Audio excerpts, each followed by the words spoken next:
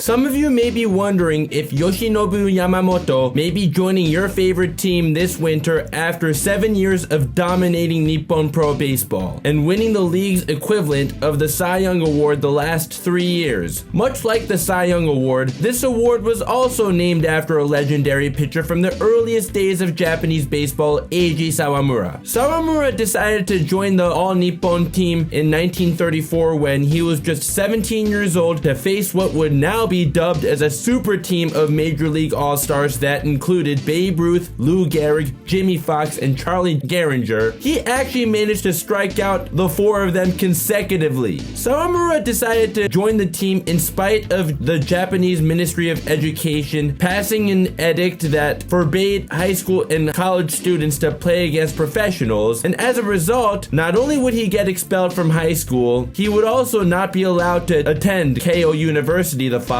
semester. This is what he wanted though. On November 20th, 1934, in his first game against the Americans, Sawamura struck out 9 batters in 5 innings while only giving up 1 run, a home run to Lou Gehrig. He also struck out Gehrig on just 3 pitches in that game. By then, Connie Mack, the manager of the Philadelphia Athletics at the time and was also managing the Major League All-Stars in Japan, was impressed enough to try to get Sawamura a Major League contract. Sawamura declined because he was reluctant to leave home, perhaps because of the language barrier, and Yomiuri Shimbun Group President Matsutaro Shoriki, who made great efforts to establish a professional baseball league in Japan, promised that he would take care of Sawamura for life. Eiji Sawamura would face the Americans 6 times, and his 7.85 ERA looks bad, but this is proof that stats don't tell the whole story. Of course, stats like ERA do matter, but they need context to be fully justified. In one of these 6 games, while just 17 years old and facing a team of established Major League superstars, Sawamura allowed just 1 run in 6 innings and struck out Gehringer, Ruth, Gehrig, and Fox all consecutively. Even with a 7.85 ERA, if you strike out 4 Hall of Famers consecutively when you're just 17 years old, that's unbelievable. Eiji Sawamura was born on February 1st, 1917 in Mie, Japan, and was introduced to baseball by his father when he was in elementary school. When he was only in 4th grade, he was already getting noticed for having a wicked fastball. In 5th grade, as the ace of his team at Meirin Elementary School, he was striking out 15 batters per game. Sawamura attended Kyoto Shogo High School, where he participated in 3 Koshien tournaments. These high school tournaments that take place at Koshien Stadium, the oldest baseball stadium in Japan and the home of the Hanshin Tigers, are like the Japanese sports version of March Madness in terms of how seriously an amateur sport is taken. A number of Japanese baseball stars first made a name for themselves in the Koshien tournament. By 1934, the 17-year-old Sawamura was considered the best pitcher in Japan even after his team lost in the first round of the Koshien tournament. According to Japanese media reports, Sawamura initially intended to pitch at Keio University, but is believed to have changed his mind after Matsutaro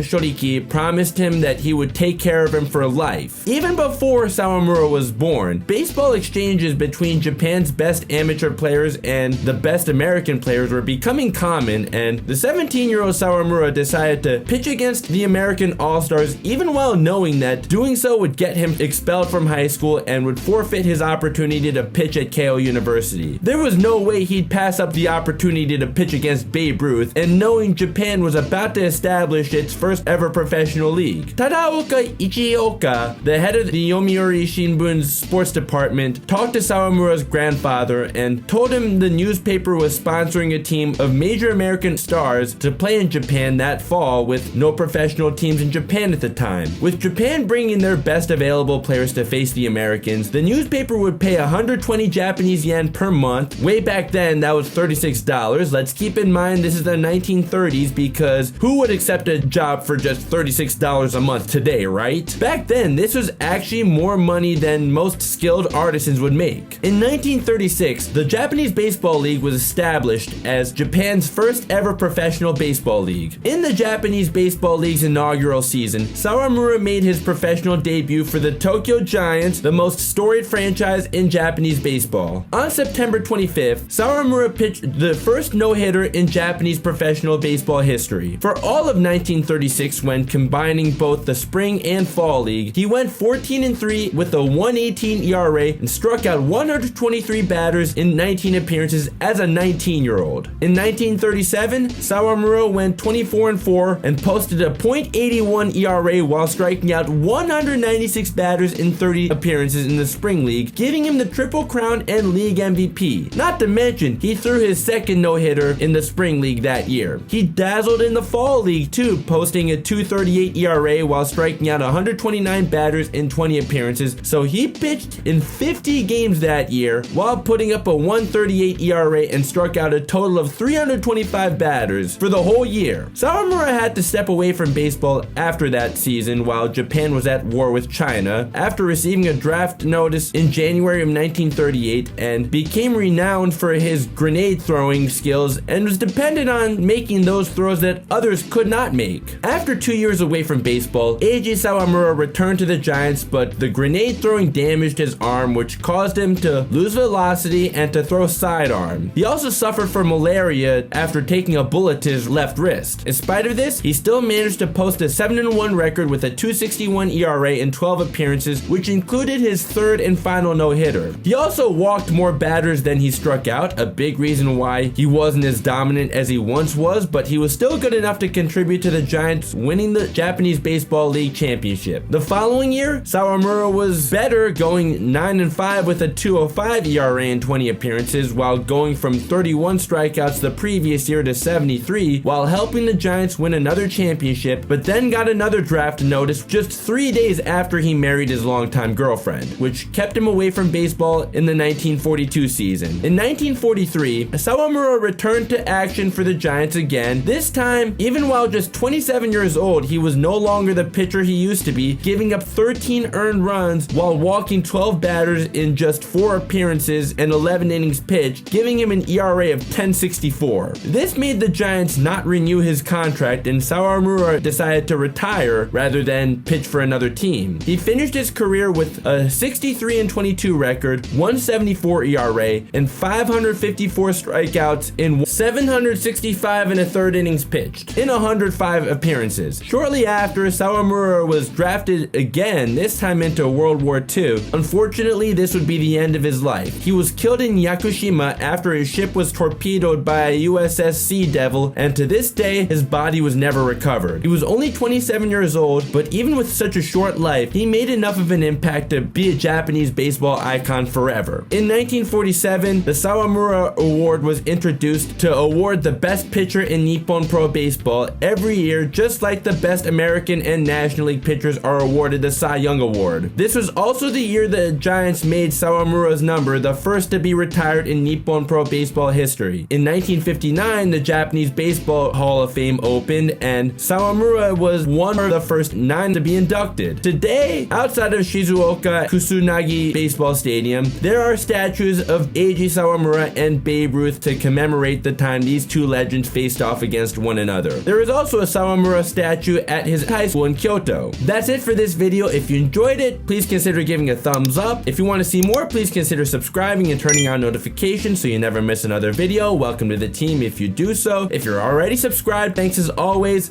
Links to my social media are down below. This is my most recent video and the video that YouTube recommends in the end screen. If you want to click either of those, I'd greatly appreciate it. Thank you so much for watching, and I'll see you in the next video. Peace.